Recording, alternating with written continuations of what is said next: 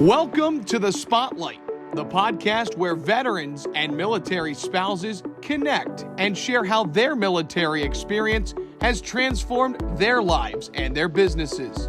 Here's your host, Bob Louthen.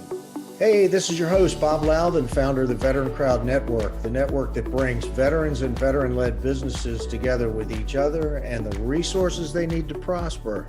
And you are tuning into The Spotlight. Hey, welcome everybody. This is Bob Louthen, your host of The Spotlight on the VeteranCrowd Network. Today, my guest is an author of a number of books in mystery, murder, and sci-fi. My guest is a United States Army veteran, John Payne. Welcome to the program. Thank you for stepping into the spotlight. You bet. Thank you. Hey, John, I have a lot of authors on the program. And before we kind of get into all of the military stuff, when did you discover that you had the passion for writing novels? I was teaching in a graduate program in hospital administration, and I was the chairman of several thesis projects from some of the students. And I would read their project, and the problem-solving projects, and I would say, gracious, I don't even know what the problem is. There are charts, flow charts, and all of the interesting stuff that the business schools teach, flow charts, etc. And so I had to get my students to rewrite show me the problem. Tell me the problem, outline the problem. What are you going to do about the problem? And then sum up what you're going to do. So that was late in my military career. And I said, you know what? I think I might enjoy writing some of my experiences, both civilian and military. My wife's encouraged me to do that. She said, you're very experienced in life and things and problem solving. So I wrote my first book shortly after getting off a bed in the VA hospital from Agent Orange from Vietnam service. And I started writing, and it was going to be a business book. I was teaching in a business program at a small university here in Texas. And everybody was encouraged, of course, to write a book. And I started to write a book on how to manage multifamily properties, i.e. a business, real good business program. And I got thinking back to some of my experiences. Well, my wife and I did manage an apartment complex years ago. So on chapter 3 on security, I got thinking, knock on the door 3 a.m, John, help. So what's wrong, Ben? The ceiling fell in on me.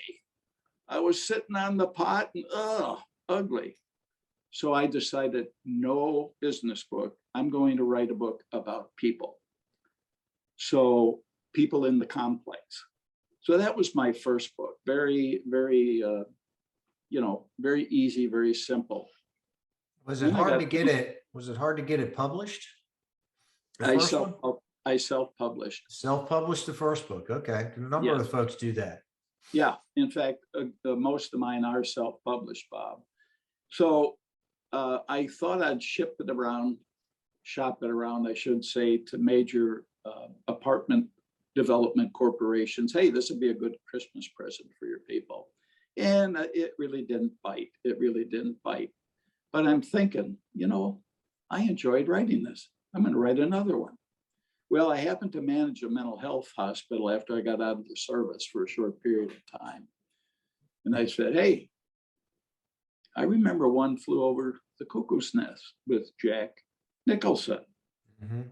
And I said, we haven't had a book quite like that or a story quite like that. So I'm going to write a book about a murder that happened in a San Antonio psych hospital near the famous Riverwalk. Of course, this is fictional. We have several mental health hospitals in our town.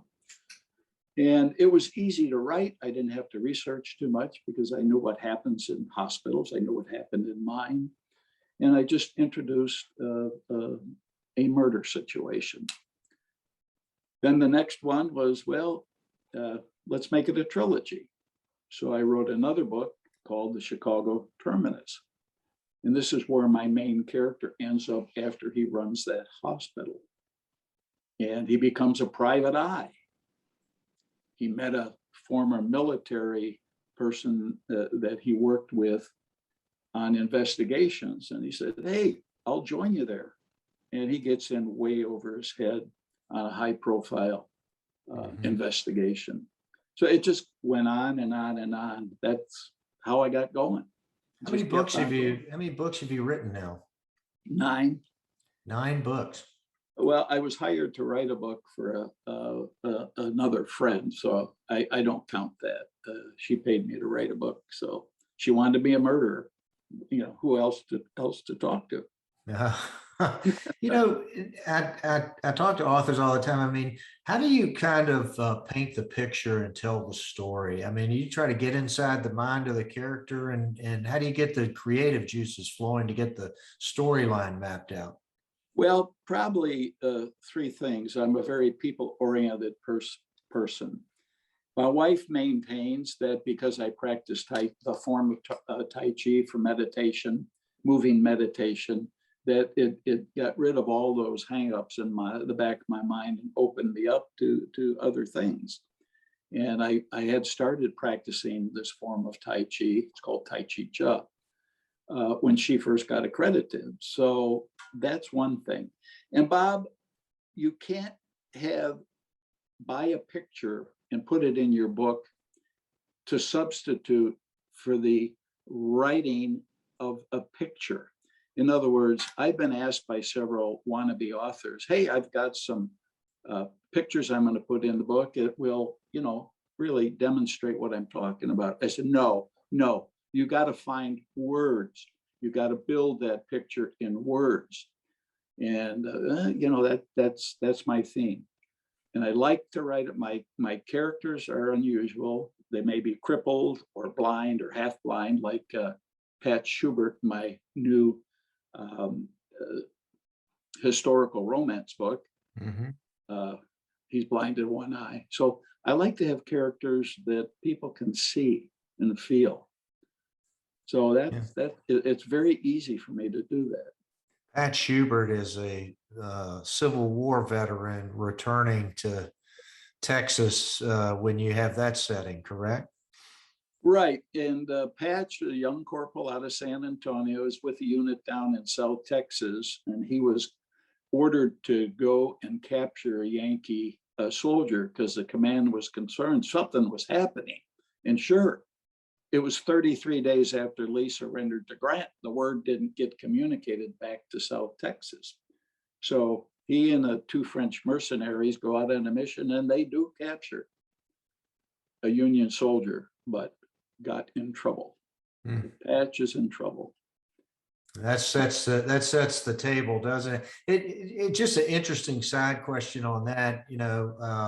How did you conduct your research, the historical research for that Civil War setting, and is there some truth to the premise that you used in the story? Yes, I had to research this book, Bob, more than probably combined with the other 8, because I wanted it to be historically correct, and it is correct to the day, what the people wear, what they eat, and so on. And then I build, and it was very confusing down in South Texas. Ranchers were trying to ship their cattle and their cotton out of country, and the ports were blockaded, and there was so much going on. And a lot of people thought that this last battle was fought between a bunch of deserters and so on and so forth. So I just put this young corporal in a very difficult position. Interesting stuff.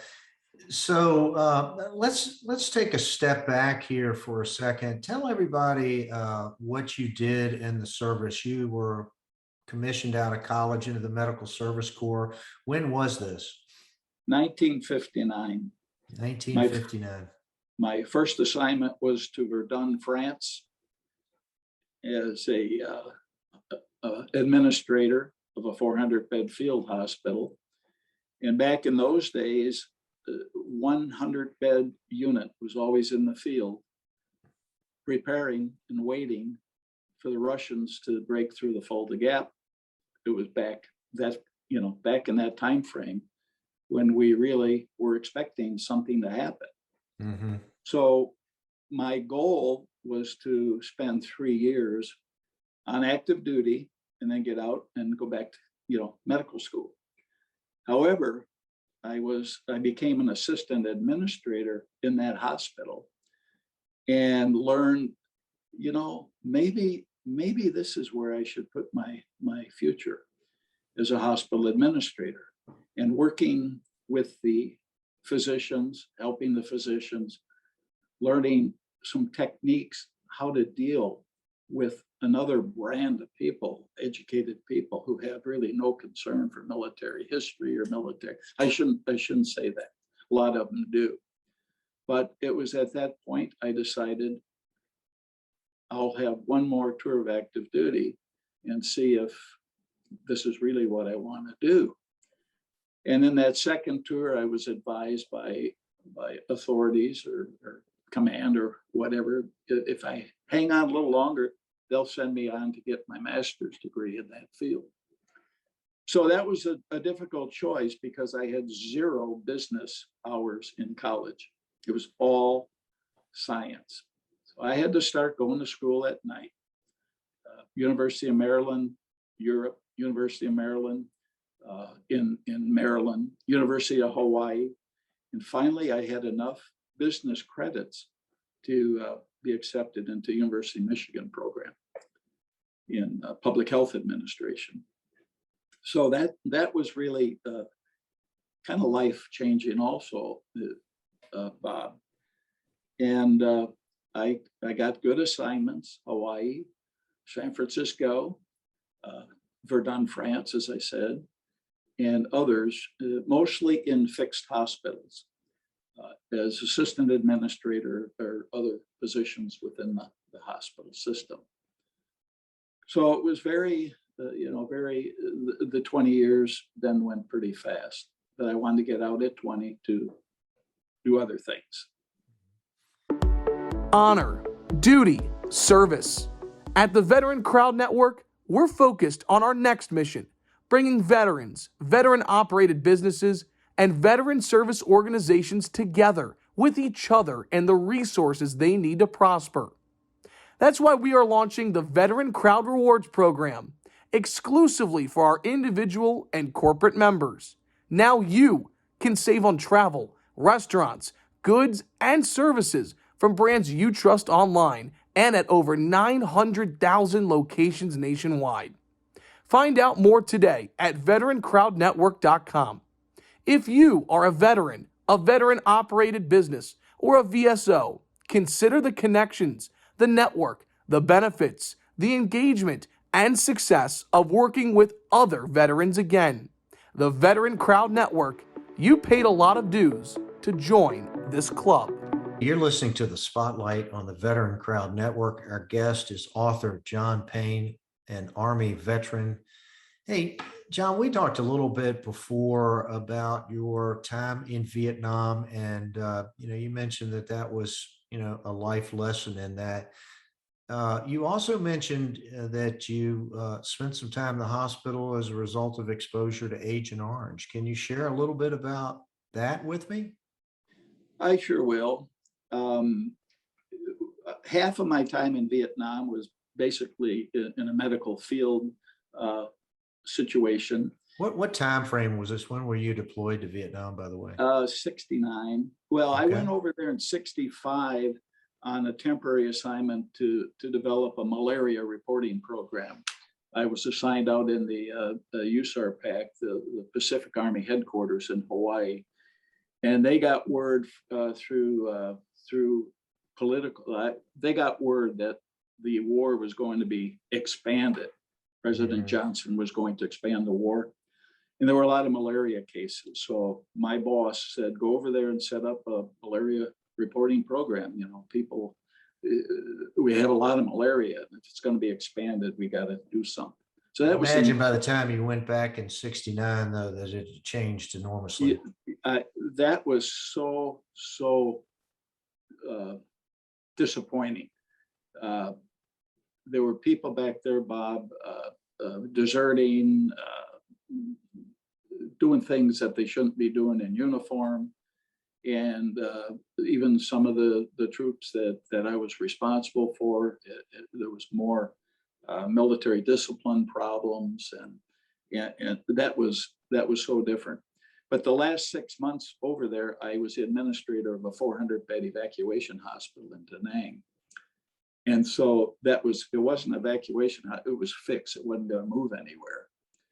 And I think I picked up Agent Orange out in the field when the Air Force were defoliating some of the hilltops right around where my med battalion was located. And as you know, from talking to previous Vietnam veterans, that the diagnosis may not, you may not be facing that diagnosis for years. And a close colleague of mine that, developed cancer, years after, and ultimately took him away from here as a result of a lot of exposure to it.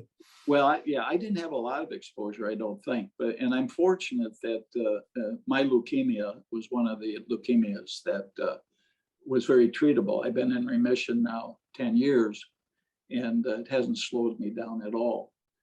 But it changed my life, obviously.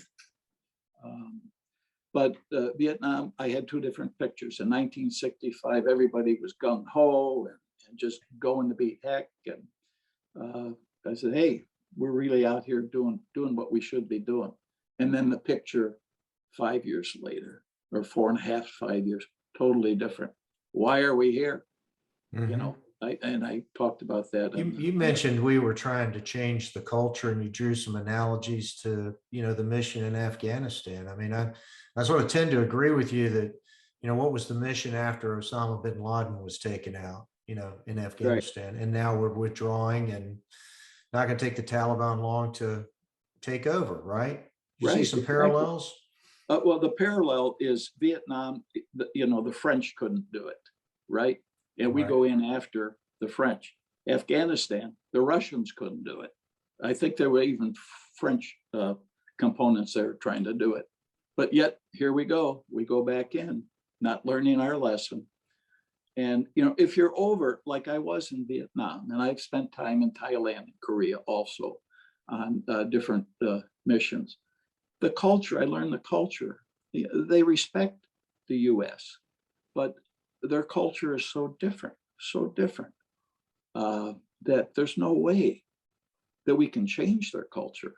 I don't care how, there's no way that we can change their culture. And so, I'm very, I won't say I'm outspoken, because I will tell people that if they ask me. I've been around the block long enough, Bob, to, see all that develop or non-develop. Mm-hmm. John, how do you think your military career has shaped and influenced your approach to the things you've done in the civilian element of your career since? How does it affect in the way you approach writing, the way you've approached teaching, coaching, and business? Well, I retired right at 20 and a half years, because at age 41, I wanted to do different things. I knew I didn't want to continue on in the healthcare business. I wanted to do something entrepreneurial. Well, strangely enough, I ended up spending 3 years as a vice president of a national bank, because the president knew me and needed a loan officer. And I was transitioning from the psych hospital. I said, you know what? This would be interesting. So 3 years sitting behind a desk making loans just didn't cut it for me. Mm-hmm. So I wanted something entrepreneurial. So I was approached by a group out of North Carolina to get in with them to put in medical equipment, television sets, and so on in hospitals throughout the country, satellite dishes and so on. So I did, ultimately formed a little uh, corporation for the group where I was 51% owner. And we did that for 3 years. Then finally, the healthcare bug came back, and I was asked to join an organization that helps process medical claims for military dependents and retirees and so on. So I worked almost 4 years with this company that had government contracts to process claims. My job was to help the hospitals and the nursing corporations and rehab and physical therapy units to get paid. Because anytime you deal with the government and claims, you know, Bob, complicated, not simple, not made simple. And so I helped a lot of healthcare providers get paid. Then I said, I'm going to consult. I'm going to talk to different hospitals and clinics around the area to tell them I can increase their cash flow. I know so much about claims processing and systems. So I formed just a little consulting gig and had some contracts and helped hospitals get paid, go in right away and write off 50% of their receivables that have been on the books for years. Why should I write them off? The business manager said. We like that as charity. We want to show we're charitable. I said, you'd be charitable if you wrote them off because you're paying a lot of money in overhead maintaining these accounts that will never get paid. Let me try to get some of the more recent ones paid for you. So sometimes they would have to write off. I had them write off, 10, 15, $20 million. But I got them paid on some that got hung up in the system. So that I did for a while. I like change, Bob. I like to do different things. I like to meet different people, different locations. Still kind of got that bug after moving around in the military every 3 years or so. And then I got into teaching up in Wisconsin because I had the business background. And so I taught some healthcare business courses in 2 universities there as an adjunct, and came down to Texas. And because I had not only the degree from the University of Michigan, but I was also associate professor with Baylor University in Waco, and helped and taught in the graduate healthcare program in conjunction with the Army Baylor affiliation. So I taught up in a little college university in Kerrville. I taught business, not healthcare, but I taught business.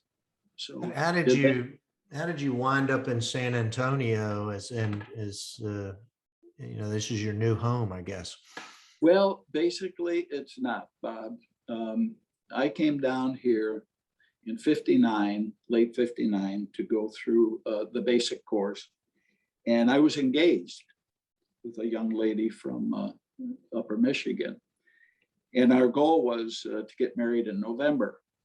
And I was in the basic course. It was August, and got orders for Europe. And I was told, unless you're married, you can't bring a girlfriend or a fiance. You're young. You're 21 years old. And so my wife came down, San Antonio. We got married in a little Catholic chapel here on post, and took off for France. So that was kind of an exciting. Had 2 children born. There are 2 boys born in France, and just moved on from there. So that's when it became your home, huh?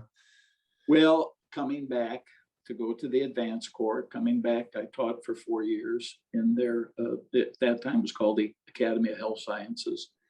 And my last assignment was in the command headquarters that oversaw all the hospitals in the country. I was on the staff there for 3 years, and then retired. Do you stay in touch with your Army buddies? Have you got some Vietnam colleagues that you stay in touch with? Yeah, some. A good share of my close friends are gone, but there's a special forces officer that lives in the 365 bed, unit condo that I live in. and got to know him. He was assigned to a unit outside the area of my hospital, and he got shot up and actually was in the hospital while I was there and didn't know about it. And one of my problems, Bob, when I took over that hospital is we had like 50 Jeeps on the compound, and a Navac hospital is only authorized like 6 Jeeps. And we'd get these special forces troopers in, and they're all shot up, and they fall in love with our nurses and say, "Honey, what can I do for you? I would like a Jeep. I would like my own Jeep." Well, the Jeep would show up, maybe 2 weeks after the end of, after the used car lot. no markings. They were all filed out, and so. One of my jobs when I got there was to get rid of all those Jeeps because I only had 4 mechanics to take care of, the mess truck and all that stuff. So that's what we started to do, get rid of the Jeeps. And I've been after this guy. He lives in the same unit. And I said, you SOB, I'm sure you after you got shot up, you promised a young, good looking, and they were all nice looking young nurses that we had. You probably fell in love. I'm not going to tell you what I did. I just got shot up. I just go to hell, So well, maybe you can write that into the storyline of one of your books. Are you working on a book right now? Actually, I am. I have 2 murder mystery in the San Antonio Psych Hospital books. One was my second book 9 years ago, and I did a revisit of that hospital 9 years later because there was a different set of social circumstances that caused a death in the new hospital that had been taken out of bankruptcy. So that was 9 years after the first murder. So they're 2 separate books. And what I'm doing now, as we speak, I'm re-editing. Again, I read some of my earlier books as, oh God, too wordy. Passive sentences. Let's get more active. Knock out some of the adjective. Find stronger verbs or stronger nouns. Forget about all of them. So I have actually re-edited those 2 books and I combined them. In my new book, when it comes out, we'll have book 1 and book 2 or so on and so forth. When are you hoping that one's going to hit the shelves? Well, I've got to get, I have a person who has a little business in Arizona that does book covers. It will also take your manuscript and reformat it so that it'll get through it, all the checks for the ebook. Because I do a lot of moving stuff around, and my ebook comes out, it'll look like a bomb dropped on the book. So I have to have her do it. But my new book is going to be titled "Pushed to the Brink," and then the subheading is going to be "Diagnosis Murder in a San Antonio Psych Hospital." That'll be the subheading. We'll be looking forward. We'll be looking forward to that one. Like I say, I took out a lot of the adjectives and maybe some editing errors that my editing people didn't pick up, and make it more action oriented and not so much background. So I'm working on that right now. John, how do people follow you? You've got a website. We'll put that on the show notes page that we're going to build. But how do you like people to reach out and get in touch with John Payne? Well, some of them now, because I did my first website, and of course it took me ages to get that constructed, and finally I had it professionally redone about a year ago by somebody who does that kind of work. And there's a note in there that if you want to get a hold of the author for whatever reason, I do get feedback from people. But Bob, I've been doing this now for about 9 years, and I have done book signing in many different bookstores. And I have past customers who get a hold of me and want to know if I have a new book or something like that. We'll be sure to share all of that stuff with everybody on the show notes. I want to go on record to tell you, I don't need the money that I get from royalties. I do my own investing, still do it at my age, and it would have been very successful. And I donate every cent I get to my former Catholic college and my old Catholic high school. How about that? Yeah, zero. I don't need the money. I just do it, Bob. It's a hobby. I sit on my butt too much, probably. I can't get out and golf more than once a week and so on. But I just do it because I enjoy it. Yeah. And I can still do it. I'm glad you're pursuing your passion. Hey, John, we've run out of time. It goes by quickly. I told you it would. You did a fantastic job. Thank you for being a guest and for stepping into the spotlight. Well, I appreciate the opportunity. And like I say, I have a lot of words. I have to get out 5,000 words a day. So I'm a word guy. Wow. And I appreciate this opportunity, and I appreciate all my fellow veterans that have given of their time, life, and limb for our country. Thank God. Thank you. Hey, you've been listening to the Spotlight on the VeteranCrowd Network. We're bringing veterans who are making a difference in our community into your podcast and video every week. Today, our guest has been John Payne in San Antonio, Texas, Army veteran, Vietnam veteran, prolific author. John, I'm going to throw out an Army Bravo Zulu to you for your performance today. Thanks so much. And everybody, that's a wrap.